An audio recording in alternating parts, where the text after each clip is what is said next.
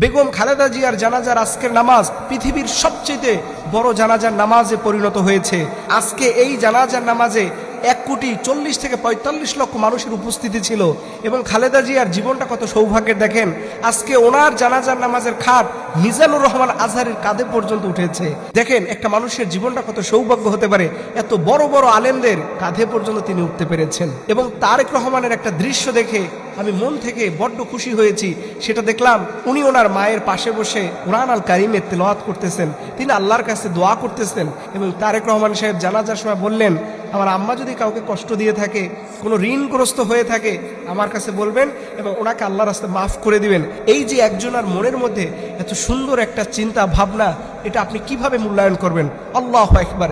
একজন মানুষের জীবনটা এত সুন্দর হতে পারে, সেটা বেগম খালেদা জিয়াকে দেখলেই বোঝা যায়, যার জন্য গোটা বাংলাদেশের প্রত্যেকটা মানুষ আল্লাহর কাছে দোয়া করে। এবং বেগম খালেদা জিয়ার জানাজা একই জায়গায় হয়েছে, লক্ষ লক্ষ কোটি কোটি মানুষ এসেছে। এটার মূল কারণ কি জানেন? এই দুইজনের মানুষের মধ্যে বেসিক একটা মিল ছিল, সেটা হচ্ছে ওনারা দুইজন স্বপ্নদ্রষ্টা শুরুতে ছিলেন খালেদা জিয়া, যিনি দেখিয়েছেন জীবন যাবে, তারপরও বাদীদের সাথে আমার কোনো সম্পর্ক হতে পারে না। প্রেসিডেন্টের মুখে সরাসরি বলেছেন, তোমাদের এই অবৈধ বিল আমি বেগম খালেদা জিয়া এটা মেনে নিতে পারবো না। দেখেন একজন মানুষ এত সহজে এত মানুষের হৃদয়ে পৌঁছাতো না, তার জন্য এদেশের প্রত্যেকটা মানুষই দোয়া করেছেন আল্লাহর কাছে।